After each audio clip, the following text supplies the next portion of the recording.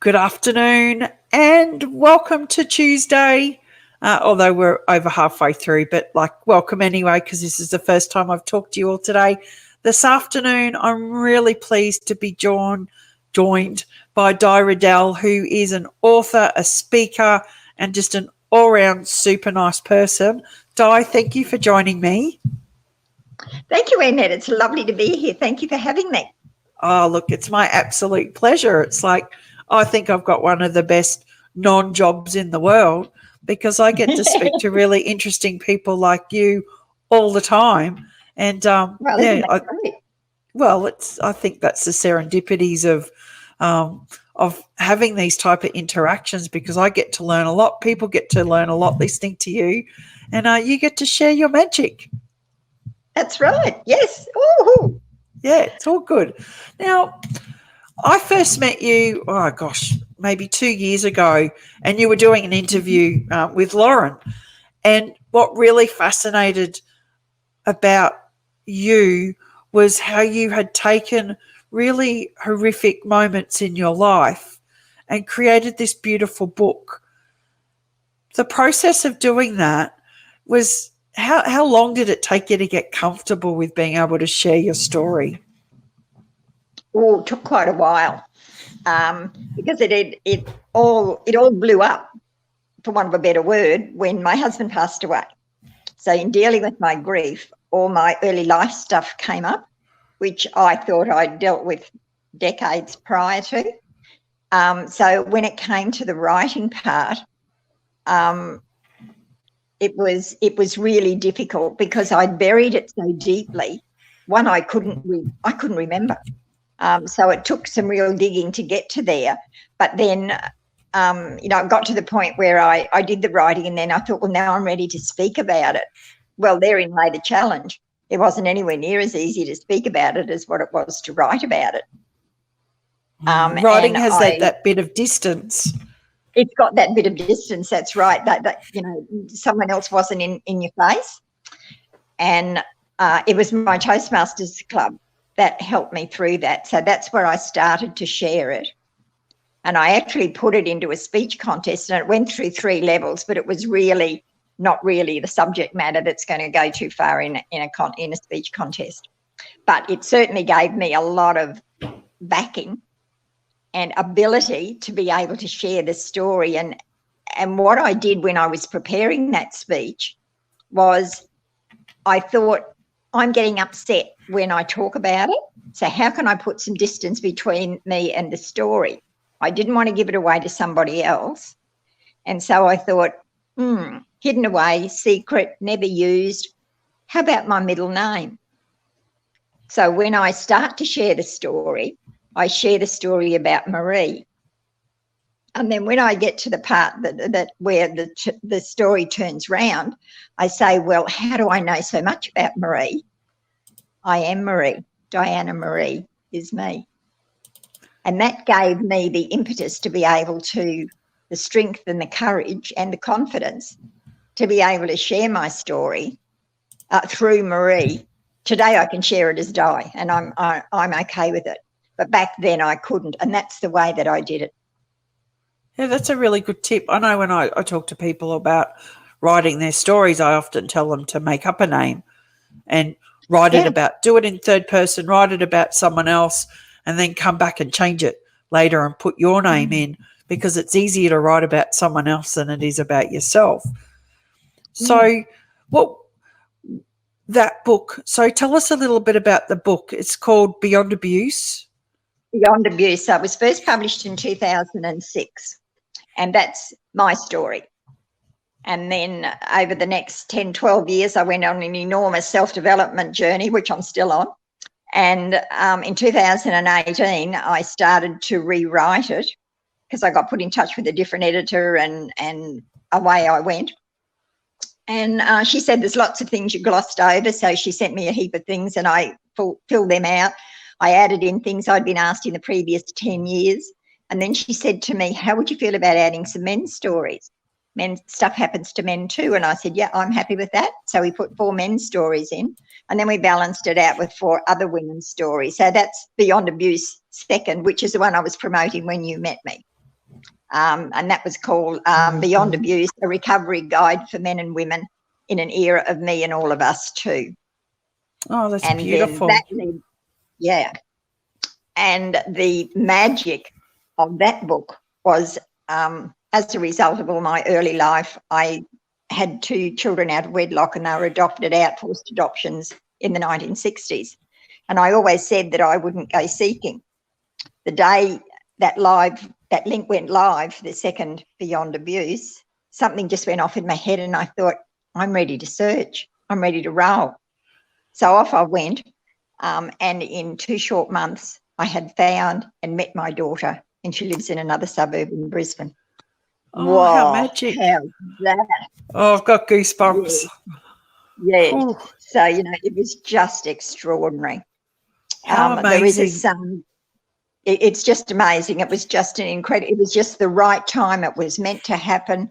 But I also did a lot of mental work around that before I got to that point, because there's 2 organisations that got put in touch. One's the government agency, which gives you the facts and the figures and the whatever. And Post Adoption Support Queensland is an organisation that supports anyone through the process of adoption from whichever angle you come. And the young lady there, she's really good. She's sort of taken me on as a bit of a case. I think she thinks I'm her grandma. She's just amazing. And she's been so good to me. And she helped me, because I said to her, I want to get my mindset okay, that if I get rejected, I can handle it, that I don't go down in a screaming heap. And I think doing that work in advance, I think energetically paved the way for an acceptance. It was That's my feeling. There's a hard time in the 60s, like that. They had that show on TV. What was it called? Can't remember now. Pardon me. But it was all about, the 60s and women who would have children out of wedlock and would go to these homes in Sydney. It was based in Sydney. And it was like, I watched it and it was so heartbreaking. But it happened to a lot of women. It happened to my mum. I've got an older sister that I didn't know about until I was in my 30s. And I was like, oh, that was kept quiet. Do you think that the world's changed, that are we better at not keeping secrets now and being more accepting of different ways of life? Look, and sometimes I think we really are, because there is that openness now, and you can go searching and you can find the results. But there seems to be secrecy in other ways that I think, and some because I'm 72, so, women who are my age and older, a lot of them are very reluctant. They won't go there. They won't look. And their fear and their shame is just so great that they just can't see their way clear. Whereas today, that's very open and you can go and do that seeking. But I think abuse, rather than maybe pregnancy on its own, is something that's being swept under the carpet. Because look at the figures and the things that we're seeing all the time. And what scares me with COVID was, at one stage I heard that places like Lifeline had been overrun with calls for support. And then in the next breath, I heard that it had gone quiet and they were worried that abuse had gone down under because everybody was at home. So the abuser was at home, not going to work like normal. So the abused, the person who was being abused, had no freedom to be able to reach out. Now, I hope that's not true. It just breaks my heart to think that it might be. And I don't think we'll know until people have gone back to work. And I don't think so either. Yeah. And, I think that a lot of it comes back to breakdown in relationships, and I think a lot of it's got to do with respect. And if we can teach our young girls to leave the table when respect is no longer being served, then I think that would make a big difference. But I think it goes for men as well, because there's women who do things and there's men who do things. It's both sides of the fence. We just hear about the women. I guess it's in greater numbers, but you're right. And I love how your book looks at both sides of the sex coin. Equation. Yeah, absolutely. Yeah. So, like you just said that you're 72 and, so how old were you? So 2002, you're like in your 50s. I was 55 when Les passed away. Okay. That's in your 50s. Is that what you were getting at? Yeah. Well, I'm talking about when your life changed. So before that, you'd not thought about writing a book. You'd not thought about looking for your children. You'd not thought, and then you've written these books. Was there a moment where you went, okay, I've got the confidence to do this? With books 2 and 3, yes, I did. But book 1, I think I drifted along, and I was encouraged at that time. I've been in Toastmasters for 42 years. So, I've been writing speeches for donkey's years and speaking, but that wasn't about speaking about me in particular, to that depth, that personal stuff. And then around about the time a couple of years after I lost Les, I joined National Speakers as well. And Robin Henderson, a lady from the Gold Coast, she took me under her wing and she helped me through that process. She said to me, I think you've got a book in you. She encouraged me to go along to her book writing workshop, which I did. And then she helped me through the editing thing and everything, So I was led. I didn't have a lot of confidence in what I was doing then, because I was half scared, but I'd reached the point where I needed to speak out and be me and make my difference in the world. And I couldn't make my difference in the world if I wasn't going to be authentic and real. Absolutely. And so that confidence was something that was nurtured. Like, good on Robin for seeing that in you. Yeah, and like going, she was wonderful. Yeah, you've so got good story to tell. She's an amazing lady, and she just helped me lots and lots and lots. And then book 2 came out, and then I went off to do an authors expo with Trish Bingstein and Deborah Fay. And then Deborah said she was going to start this write a book club, and I thought, that's a good idea. I'll have a go at that. So I hopped in there, and then book 3 was born, and it was published at the end of last year, and that's Speak Out. From suppression to expression in 9 vital steps to know that your voice matters. And that's it. And you're not just talking about older women's voice or younger women's voice. It's everybody's voice matters, right? Everybody's voice. Yeah, everybody's voice. Everyone should have the right and the confidence and the ability and the freedom to be able to be and to say who and what they are. And you found that. Oh, can we talk a little bit about confidence beyond 50? Because I know that's something that you feel really strongly about. Yeah. We're talking about, women in their 70s who have been through the 50s and the 60s and, we're quite often told children are to be seen and not heard and, all of those common misbeliefs that have had. Yeah. When women are in their 70s, do you find a lot of them kind of like go, oh, look, Dale, I've been this way my whole life. I'm too old to change. What do you say when people say that to you? I just smile and I see if I can talk them round, but if I can't, I think, well, that's where they are and they're not going to change and make any difference.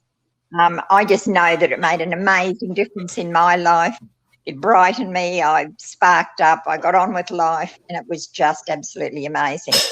And I'd urge anyone to get out there and have a crack. I mean, I'm not exactly techie. I'm always getting tied up in something. I'm having trouble with Eventbrite at the moment. I've been in there all morning. I feel like kicking the wall in.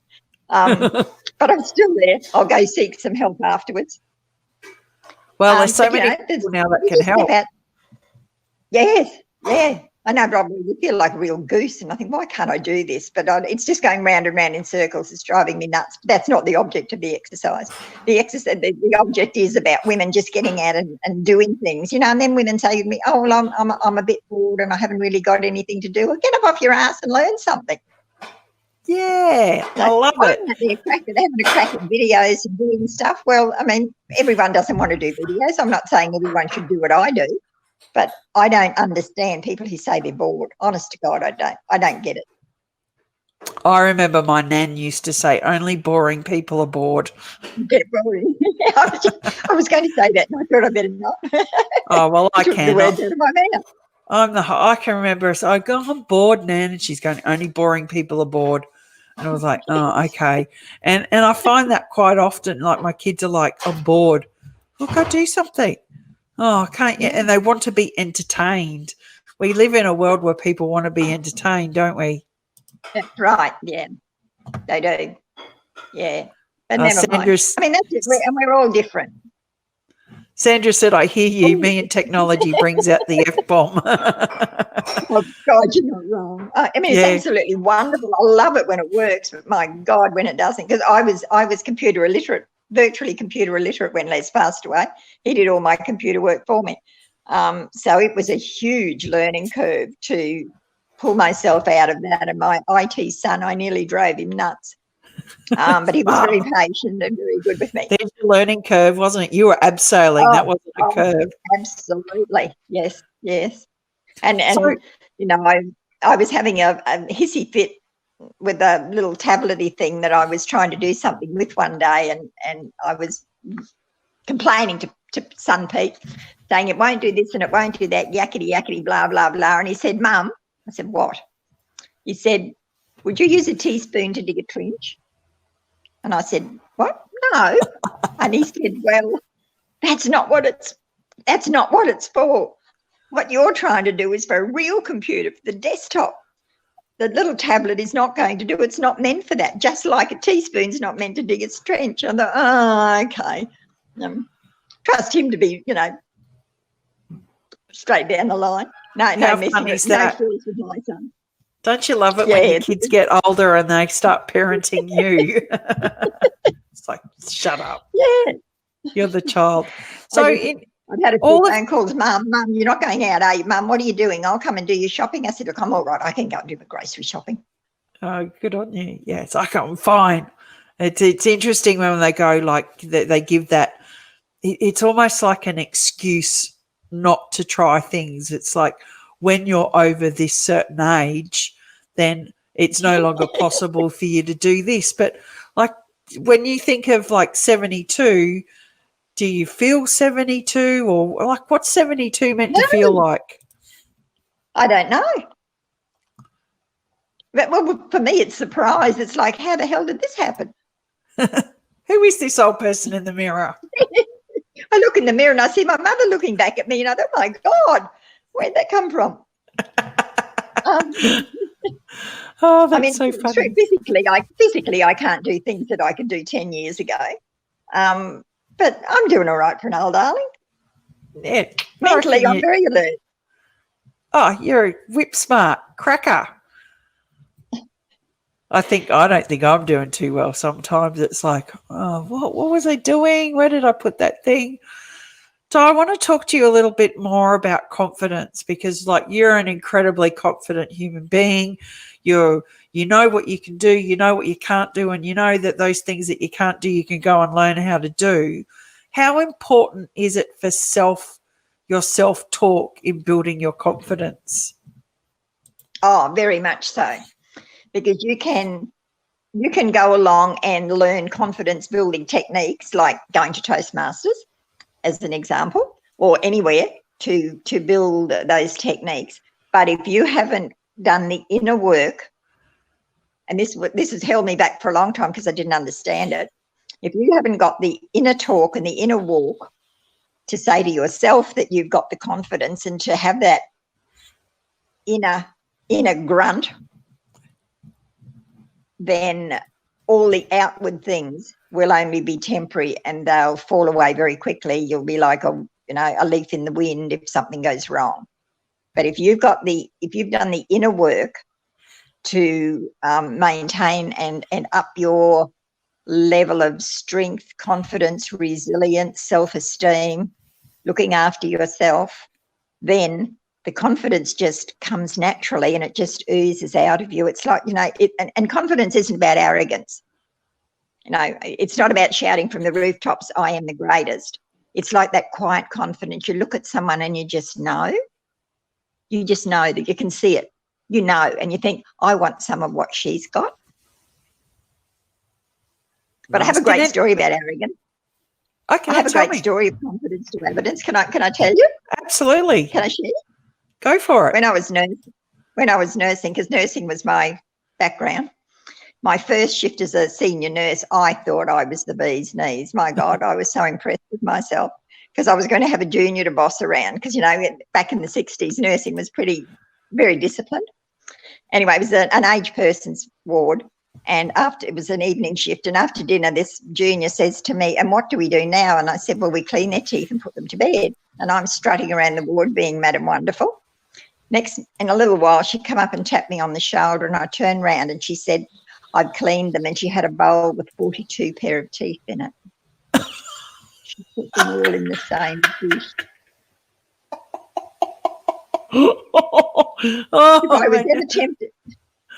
If I was ever tempted to wring anyone's neck, it was that night. If I hadn't been arrogant, if I'd been watching her, it wouldn't have happened, even although I think it was an incredibly stupid thing to do. Can you imagine how we spent the rest of the night? We spent the next couple of days because old people's teeth don't fit anyway. Kind of like going, they ought to. Here, let's try these ones. So upper or lower? Oh my God, that's hilarious. You couldn't do that now because someone would sue you. Yes, exactly. Well, it wouldn't have happened then if I hadn't been such a smarty pants. So, that's my favourite confidence slipping into arrogance story. It shows the point very well. So you could have confidently told her, this is what you do, this is how you do it, then supervised her, but you just went, exactly. I've done my job. I did a great job. I went through my very important senior nurses' duties, which didn't amount to very much in an old people's ward. But there I was being Madam Wonderful, and I paid the price. Spit your arm, neck deep, and teeth. It sounds like it could either be a horror show or a comedy skit. Let's go comedy. I can see the comedy. It was horror on the night, but I can see I can see the humour in it today. Yeah, you go back now and you go, yep, that was funny. But now, at the time, I can imagine it's like, oh my God, whose teeth go with who? One of these teeth fits like the other. Can anybody learn to be confident, or is it just something that is bestowed upon us by our genetics, or is it something that comes from our environment? I think it's a mixture of all.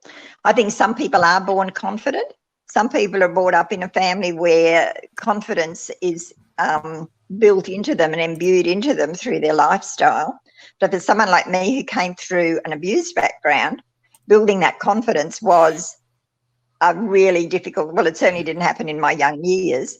My confidence grew somewhat when I went nursing, because I grew confident in the skills that I had, and I was in a whole different place. But I believe that anybody can learn confidence if they want to. If they want to, that's the key, isn't it? Because a lot of people are very confident about being unconfident. I can't possibly do that. I'm not confident. I don't have any confidence. And if it's like anything, if you keep saying it often enough, you start to believe it. Yeah, so like I know on your website that you said it's possible to be confident about not being confident, which you've just talked about. Yeah. So how do you stop that in its tracks? Like, what do you do to turn that around and come out as confidently and beautifully as you? It's like having a mental stop sign, and every time you go, I can't do, up it goes. And I sort of flick it off now. It's like a bit like Elvis's song, Return to Sender. Like, yeah, only you again, away you go, and I flick it off. But those early days, I learned because when I went off nursing, like I said, then I met my lovely husband, and he had 4 kids aged 10 to 16, and I was 24. So I took on a bit when I got married, and then we had a son the next year.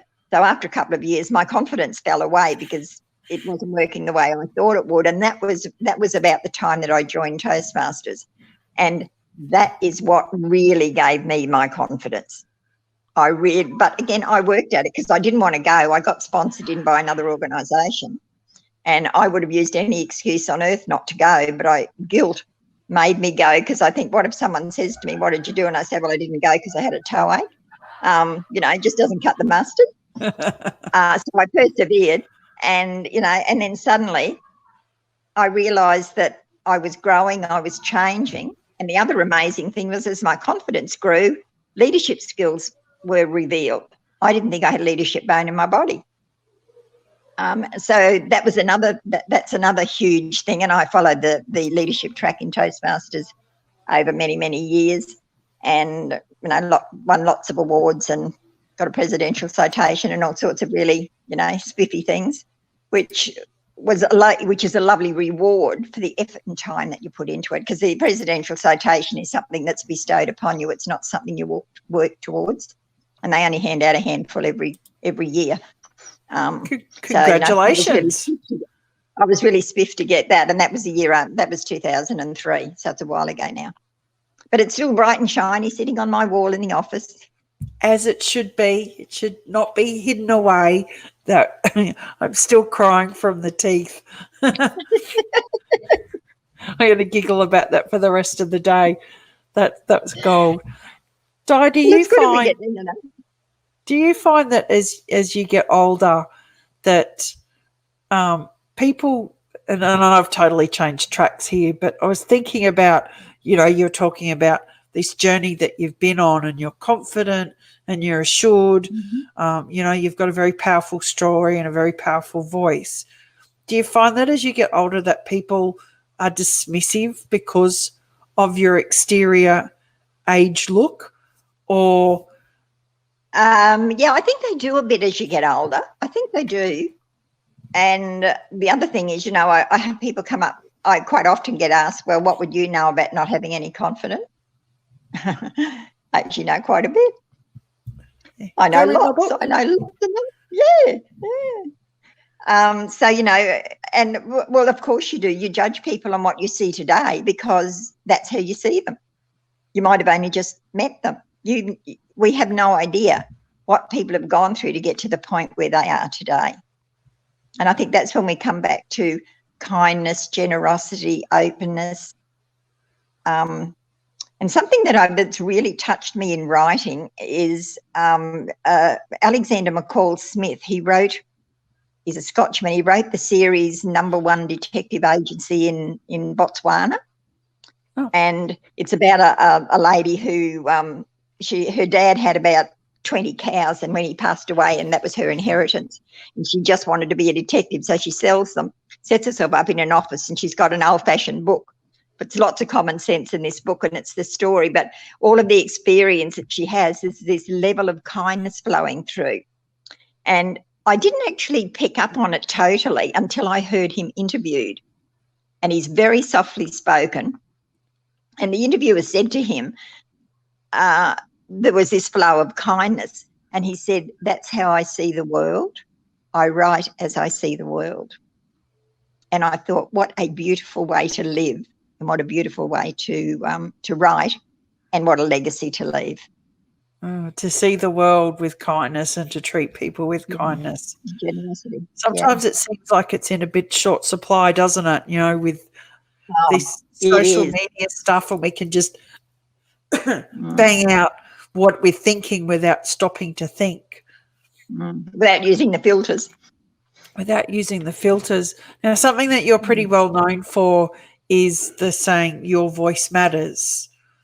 Can we leave people with something on how that they can share so that their voice matters? What would be your number one tip for someone who's like going, well, I really don't have anything to say. No one will listen to me. I think everyone's voice is important. Your voice is your human gift. It's unique. And it's only you who can spread your message in your way. And we all have a message. We all have power and strength if it was just recognised. And if you can't recognise it in you, go have a chat to someone and let them bring it out in you, because it's in there. Everyone. So everyone, I think, I'm obsessed, I suppose, is the word, about people, not just women, people having the ability to speak, to use their voice, but to use it with respect, dignity and kindness. That's beautiful, Di. Thank you so much. Thank you so much for sharing your wisdom with me today, and for everyone who's listening, and for reminding us that, kindness is a really good way to go. Thank you. My pleasure. Thank you. Thank you very much for having me on the show. You're welcome. Cheerio.